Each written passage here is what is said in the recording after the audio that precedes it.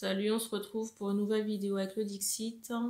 Je vais commencer par une mise au point parce que je me rends compte que les guidances sont mal interprétées. Les messages sont des situations précises qui doivent vous parler à plus de 80%. Je vais vous prendre un exemple. Vous regardez une guidance. Je vais faire le parallèle avec ce briquet. La guidance vous parle à plus de 80%. Sauf par exemple la partie rouge qui est évoquée, les caractéristiques. Le fait que la partie rouge ne vous parle pas, ça ne remet pas en question l'intégralité de la guidance dans la mesure où c'est une infime partie. Là où il y a un problème, ce sont les personnes qui prennent juste la partie rouge, qui la décollent du briquet et qui viennent la coller sur un autre élément. Vous voyez, qui font leur tambouille comme ça et qui viennent coller la partie rouge dessus et qui se font leur propre guidance. Alors moi, je ne fonctionne pas comme ça sur la chaîne. Et je l'ai répété à de nombreuses reprises. Mais je m'aperçois que les gens grappillent des infos par-ci, par-là et font leur tambouille. Alors, s'il s'agit de prédiction, oui, vous êtes obligé de prendre ce qui résonne avec vous parce que tout le monde n'a pas la même évolution. Par contre, le message est assez précis. Il y a plusieurs exemples flagrants. Le dernier en date, c'est une question posée par un homme. M'as-tu jeté un sort? Et la guidance était la réponse à cette question. Donc, il n'y avait pas de sorcellerie ou de rituel fait par la femme avec qui cet homme est en lien. Il y a des rituels qui ont pu être évoqués dans la deuxième partie de la guidance, mais il était question d'un frère. On est venu me parler de magie sexuelle ou de magie rouge, j'ai envie de vous dire qu'il n'y a aucun rapport. Alors je sais qu'il y a des histoires glauques sur la chaîne, mais là c'était pas le cas. Encore un autre exemple. Dans une vidéo où je parle d'un sujet qui me tient à cœur. Autre exemple dans une vidéo où je parle d'un sujet qui me tient à cœur ces derniers temps, le tatouage. Enfin, quand je dis ça, c'est ironique. Où je radote par rapport à une situation pendant 25 minutes. Je prends le soin de choisir le titre, la tatoueuse. Je prends le temps de choisir une miniature de tatouage. Et je ne sais pas pourquoi. Tout le long de la vidéo, on parle de tatouage, mais je ne sais pas pourquoi. On vient me parler de la boulangère, de la postière ou de la personne qui fait les ongles.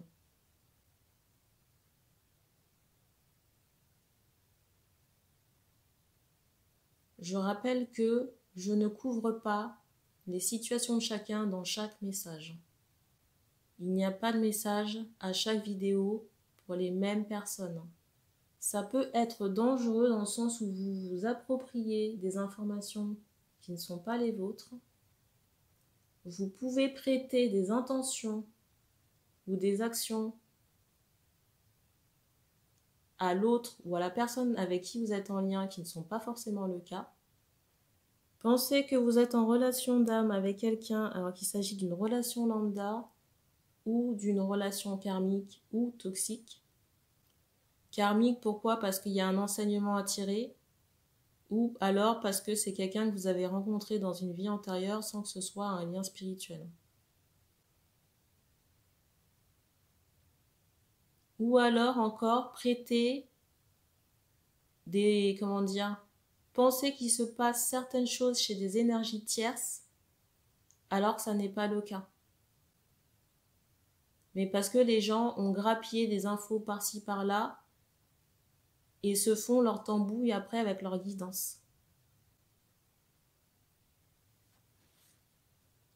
Le mieux, vraiment, ça reste de prendre une consultation privée avec la personne de votre choix.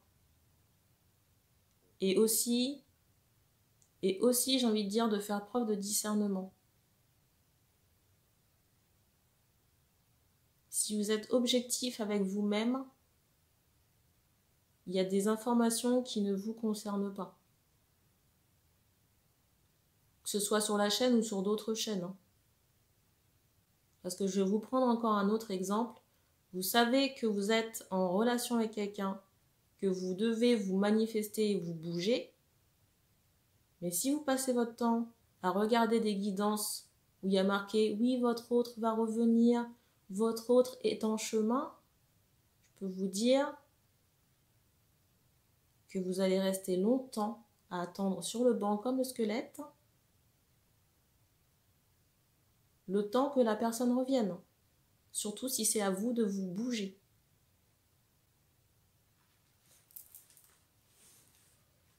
Donc j'en appelle vraiment au discernement sur les guidances postées sur YouTube. Pas seulement les miennes, mais en général. Aussi, dorénavant, je ne ferai plus de laïus. On rentrera dans le vif du sujet. Parce que même le cours laïus, j'ai envie de vous dire, c'était un effort. Donc il n'y aura plus d'entrée en matière. Et j'ai envie de vous dire, advienne que pourra. J'ai envie de vous dire advienne que pourra. Pour les personnes qui découvriront la chaîne, eh ben, il y aura, je vais dire, plus d'informations dans la présentation. Mais même dans la présentation, on est limité à 1000 caractères.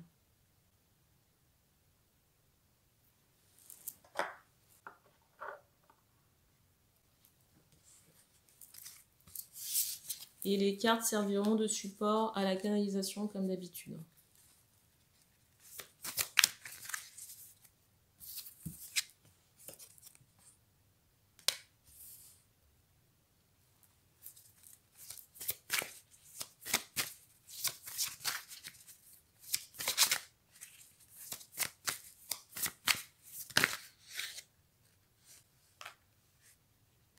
Il y en a beaucoup quand même, hein.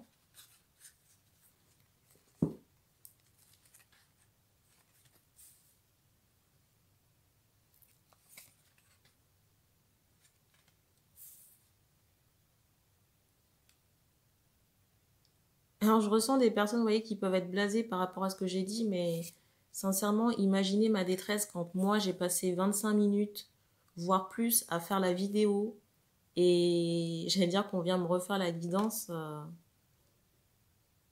peux vous assurer que c'est casse-noisette. Je vous dis ça, la carte du dessus, c'est ça.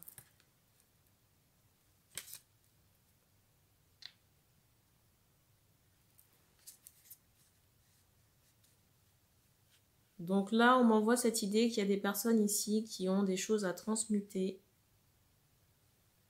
C'est particulier parce qu'on m'envoie cette idée qu'il y a des gens qui ont des choses différentes à faire, dont des personnes malsaines.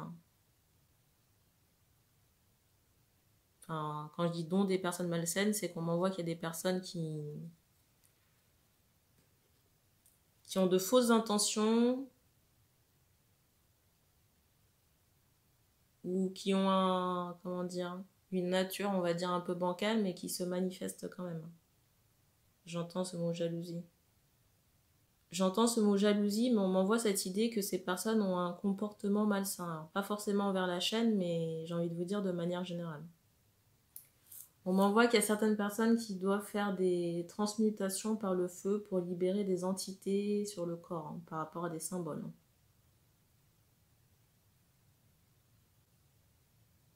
Et on m'envoie encore cette idée de rituel chamanique. Pour d'autres personnes qui sont dans la procrastination, on me montre que vous attendez trop que ça se passe. Il y a cet air blasé, mais si vous ne vous sentez pas à votre place ici, il n'appartient qu'à vous de bouger. Mais je ne sais pas pourquoi il y a des personnes qui restent coincées dans une situation qui ne leur convient pas. Et il ne se passe rien. Et il y a d'autres personnes, ici, là, d'autres personnes, comment dire, un peu toxiques, qui ont comme ça un comportement ou une approche qui peut se montrer, j'ai envie de dire, bienveillante.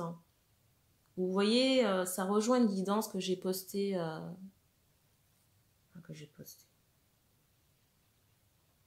Elle est en cours d'édition, mais elle sera postée avant celle-ci. Où il est question d'énergie générale, de collectif, de fausse lumière.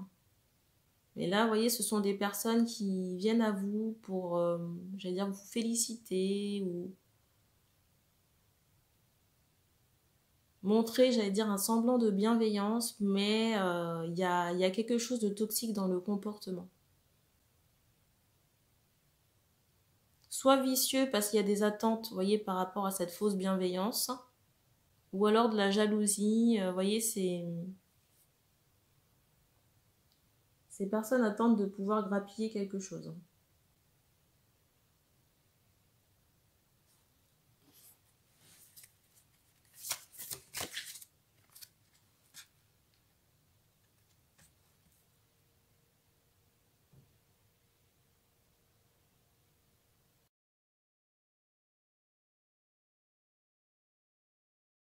Parmi ces comportements toxiques, là, je ressens une femme. On m'envoie cette idée quand même qu'il y a une pratique rituelle qui est, j'allais dire, bancale. Il y a un truc sur l'aspect amoureux qui est pratiqué et qui n'est pas, j'allais dire, de l'ordre du divin. Je ne sais pas ce que vous faites. Si vous prenez des pages d'un livre saint pour faire des rituels amoureux, on fait comprendre que c'est mal orienté et que c'est quelque chose de toxique. Quand c'est naturel et sain, vous n'avez pas à prendre des pages d'un livre saint au moment que vous ponctionnez certaines pages pour vos rituels. Quand je dis ponctionner, c'est prendre des passages.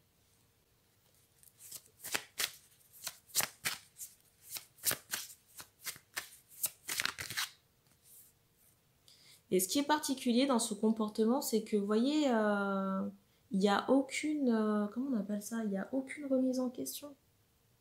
C'est pas parce que ça provient du livre saint que c'est bien, que c'est à faire.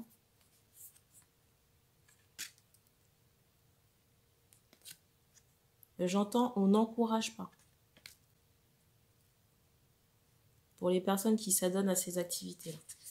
Et c'est drôle parce que je vous dis ça, j'ai pas encore regardé la carte du dessus qui est celle-ci. Parce que pour moi, c'est comme une forme de magie rouge. C'est de la magie rouge et de magie noire parce que déjà, vous forcez le libre arbitre de la personne. Et après, la carte qui suit, c'est celle-ci, ça vous retombe dessus.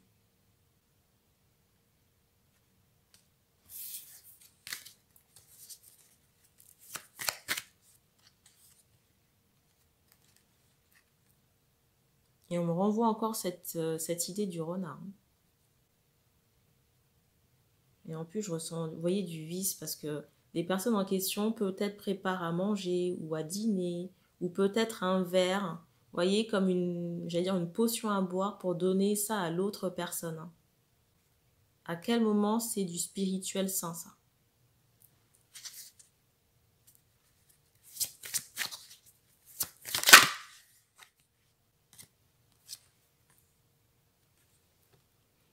Je suis désolée de dire ça comme ça, mais ici, pour moi, il y a des personnes qui s'inventent des choses.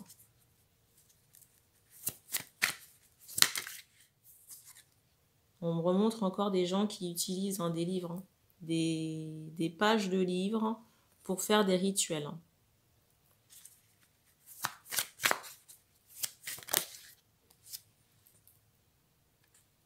Et ça fragilise votre énergétique. Vous voyez, ça crée des brèches chez vous et après, il y a des renvois. Vous créez des brèches pour des énergies ou des entités toxiques qui s'infiltrent dans votre énergétique parce que vous forcez des trucs. Et après, vous vous chopez du caca, vous vous chopez des entités parce qu'il y a des brèches dans votre énergétique.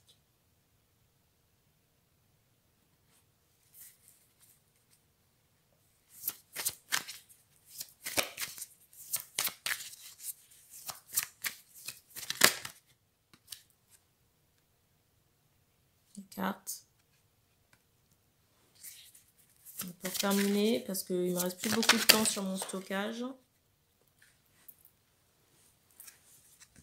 Alors, que vous soyez homme ou femme qui pratiquez là, ces rituels avec le livre, là, on me montre cette idée que j'entends aussi ce mot bougie, donc ça peut être aussi avec des bougies. Il y a cette idée que vous abaissez vos vibrations, vous créez des brèches pour des entités négatives, et pour d'autres, vous êtes déjà bloqué par des entités. Ou possédé, j'ai envie de dire, par des entités. Vous possédez par des entités. Et c'est compliqué pour ces personnes-là de faire fructifier leur vie ou d'attirer à eux ce qu'ils souhaitent. Parce que les énergies environnantes sont grises et que, si vous voulez, l'environnement autour est stérile.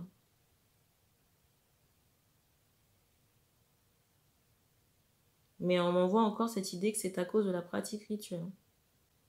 Donc là, il y a 3 égrégores de personnes. Il y a des personnes qui doivent aller faire transmuter des tatouages, atomiser le symbole, faire les libérations chamaniques là, pour dégager les liens toxiques et les entités. Des personnes qui doivent changer de vie, qui sont là à, j'allais dire, à procrastiner, qui sont dans un environnement qui ne leur convient pas, mais qui persistent, qui signent et persistent. Pour le 3e égrégore de personnes, on me montre des gens qui soit n'ont pas de conscience par rapport à leur rituel, ou alors sont très négatives. Vous voyez, très négatives, connotées bas astral.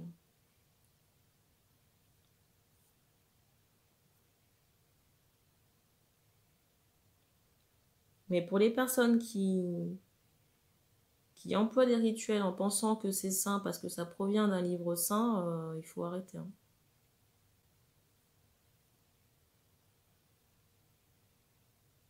On me fait comprendre que les rituels en question ont une visée sentimentale. Que non seulement vous, ça fragilise votre ancrage, que vous êtes déstabilisé dans votre énergétique et que la personne en face que vous travaillez est bloquée. Et ne vient pas à vous parce que,